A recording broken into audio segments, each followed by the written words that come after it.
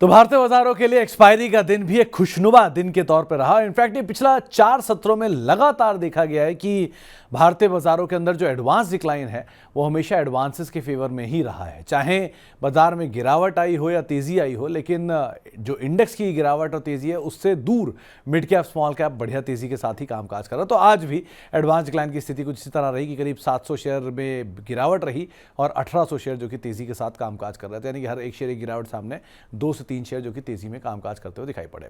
एक बढ़िया दिन आज फिर क्लोज होता हुआ दिखाई पड़ा। पहले इंडेक्स आपकी स्क्रीन पर आता हुआ दिखाई पड़ेगा कैसे आज मार्केट्स पॉइज्ड अप थे।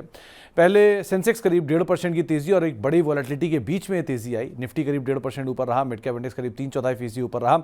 स्मॉल कैप इंडेक्स में रफली 1% का उछाल। निफ्टी आईटी इंडेक्स करीब 1.5% ऊपर रहा और निफ्टी बैंक में करीब 1% की तेजी के साथ आज क्लोजर होता हुआ दिखाई पड़ा। तो अच्छी खरीदारी मार्केट्स में यहां देखने को मिली। इसके अलावा आज निफ्टी के टॉप गेनर्स की बात की जाए तो आज सबसे ज्यादा बढ़ने वाले शेयरों में जहां मूव रहा उसमें हीरो मोटोकॉर्प 6% ऊपर, जेएसडब्ल्यू स्टील 5% ऊपर, टाटा मोटर्स करीब 4.5% ऊपर और ट्रेंट करीब 4% तेजी यहां पर आते हुए दिखाई पड़ी। निफ्टी के गिरने वाले शेयरों की बात की जाए तो आज प्रेशर जहां पर आता हुआ दिखाई पड़ा उसमें सबसे ज्यादा प्रेशर था इंडसइंड बैंक में और एक लौता ऐसा नाम था जो कि लाल निशान में बंद होता हुआ दिखाई पड़ा।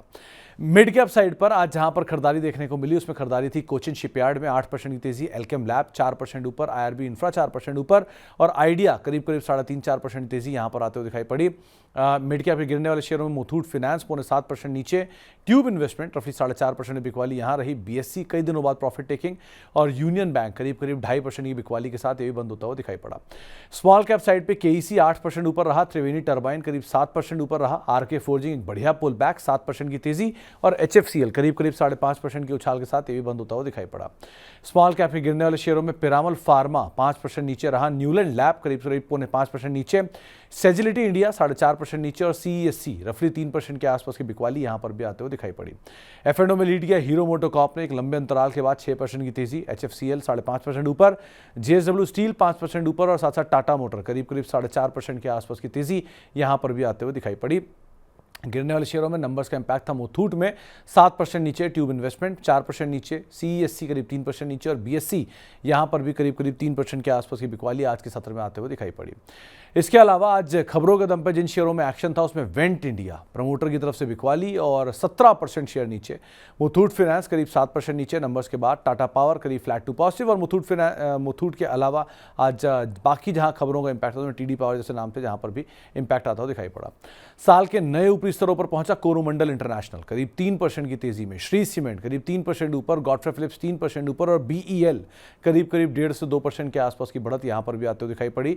कुछ और नामों में एपीएल अपोलो करीब 2% ऊपर, आईसीआईसीआई बैंक करीब 2% ऊपर, डालमिया भारत करीब 1.5% ऊपर और एस्टर डीएम रफली 1.5% के आसपास की तेजी के साथ ये भी साल के नए ऊपरी स्तरों पर पहुंचता हुआ दिखाई पड़ा।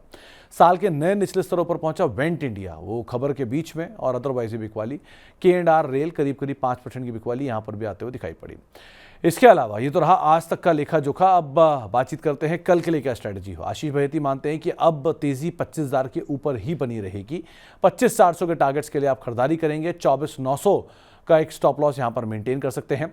इसके अलावा निफ्टी बैंक को लेकर भी अब 55,600 के टारगेट्स के लिए आप खरीदारी करेंगे, करीब 55,200 का एक स्टॉप लॉस यहां पर मेंटेन करके चलने की राय आपको दी जा रही है, यानी कि इंडेक्स में दोनों ही इंडिसेस के अंदर आप किसी भी गिरावट में खरीदारी करेंगे और लॉक यहां पर ऐड कर सकते हैं।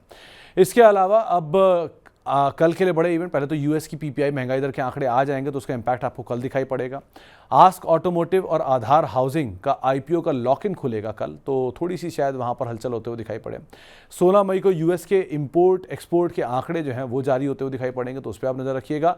इसके अलावा कई सारे नंबर्स हैं जैसे कि हुंडई के नंबर, बीएचईएल के नंबर, डिलीवरी के नंबर, क्रेडिट एक्सिस ग्रामीण के नंबर, रिलायंस इंफ्रा के नंबर्स, इनके रिजल्ट्स आते हुए दिखाई पड़ेंगे और एक लंबी सूची है। 15 तारीख लास्ट डे की तरफ होगा तो आपको ज़्यादा नंबर दिखेंगे। Nuclear software, India glycol, heritage food, Repco home, IOL chemical जैसी कई कंपनियां जिनके नंबर्स आते हुए दिखाई पड़ेंगे। इसके अलावा एक बहुत लंबी सूची है जो नंबर्स पेश करेगी, प्लस हफ्ते का आखिरी कारोबारी सत्र भी है, तो हो सकता है जो विनिंग ट्रेजेक्ट्री पूरे हफ्ते बाजार ने मेंटेन की है वो आगे कैसी रहती है उसके ऊपर नजर रखिएगा, लेकिन वॉलेटिलिटी काफ़ी रहेगी, सो स्टॉक स्पेसिफिक स्टोरीज के ऊपर आपको नज़र बना के रखना होगा।